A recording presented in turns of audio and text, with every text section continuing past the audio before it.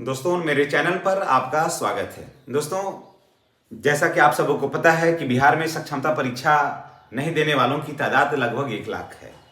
अब सरकार ये सोचती है कि जो 1 लाख जो शिक्षक हैं तो वो कैसे शिक्षक हैं, जो 76,000 जो फोल्डर फाइलें नहीं जमा हुआ था, क्या वो शिक्षक हैं या कौन सा शिक्षक हैं जिनका क्या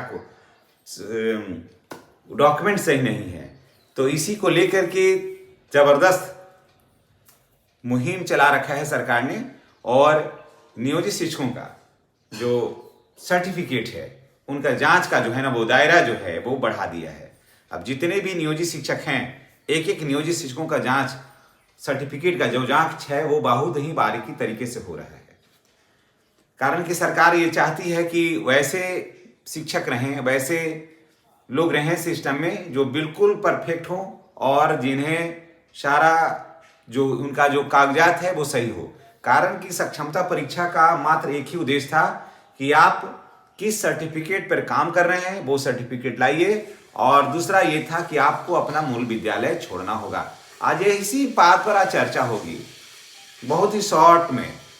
तो यही मात्र उद्देश्य था। तो बहुत सारे नियोजित शिक्षकों ने सक्षमता परीक्षा नहीं दिया। देखिए, नहीं देने में ऐसा नहीं था कि इनके पास डॉक्यूमेंट्स खराब था, ये सब बात नहीं है। कारण कि ज्यादातर जो लीडर थे उन लोगों ने सक्षमता परीक्षा से अपने आप को दूरी बनाया, क्योंकि सक्षमता परीक्षा की जो नियमावली थी वही संदेह के घेरे में थी।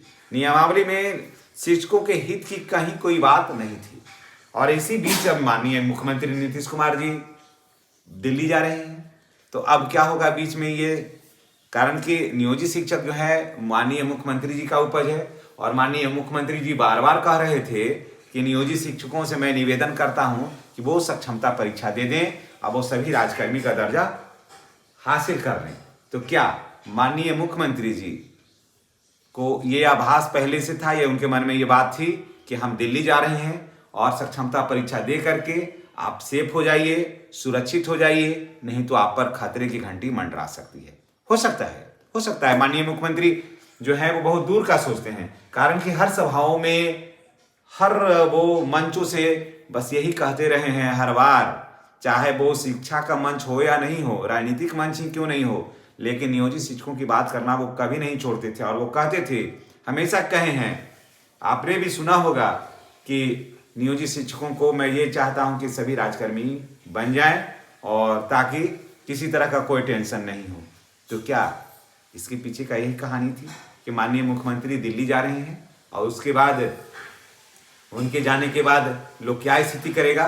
तो मैं आपको बता दे रहा हूं कि अगर बीजेपी की सत्ता आती है बिहार में तो वो कहेगा कि आपको हर हाल में टेट करना होगा, क्योंकि सदन में ये बात हो गई है। और वो कहेगा कि कोर्ट में, सुप्रीम कोर्ट में ये मांग है कि सभी को टेट करना है। और बीजेपी ये भी तो कह सकती है कि हम दक्षता परीक्षा को टेट के समकक्ष नहीं मानेंगे, आपको आप टेट नहीं होगा, सीटेट है, सीटेट पास करके आइए और ये करिए।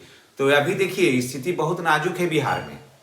अभी कोई ये कह देगा कि ना मुख्यमंत्री तो पहले ही क्लियर कर दिए हैं, तो ये बीजेपी के साथ ये नहीं चलेगा। ये पार्टी बहुत दूसरे तरह का है, समझ गए। माननीय मुख्यमंत्री जैसा मिला करके चलने वाली पार्टी बीजेपी तो नहीं है।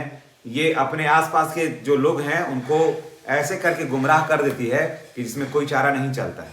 इसलिए बीजेपी चाहेगी कि जितने लोग हैं हमारे डर से, भय से, सभी एक जगह इकट्ठे हो जाएं, इकट्ठे रहें, हमारे साथ रहें।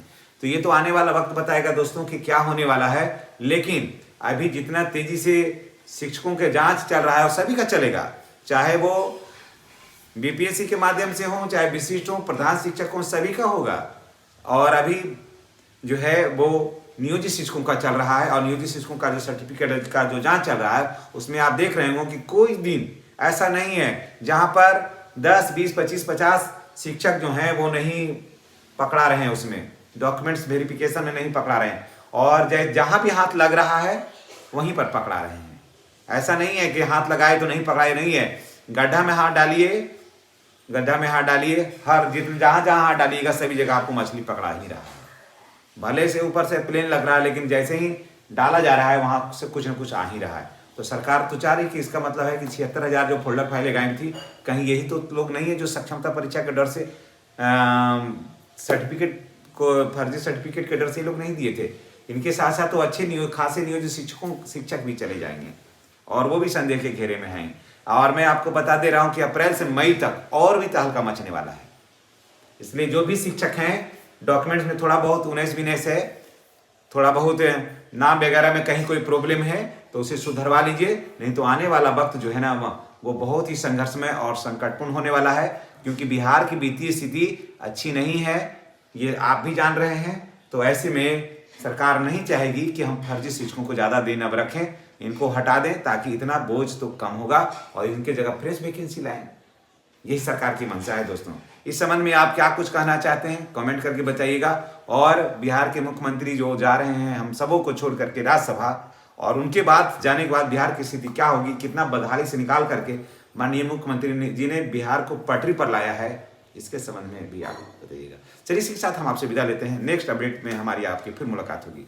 चैनल पर नए हैं तो चैनल को सब्सक्राइब कर लीजिएगा और डॉक्यूमेंट्स में थोड़ा बहुत अगर कहीं प्रॉब्लम है, हल्का फल्का नाम वगैरह में, तो उसका करेक्शन करवा लीजिए, नहीं तो फिर बहुत मुश्किल दौर आने वाला है। धन्यवाद।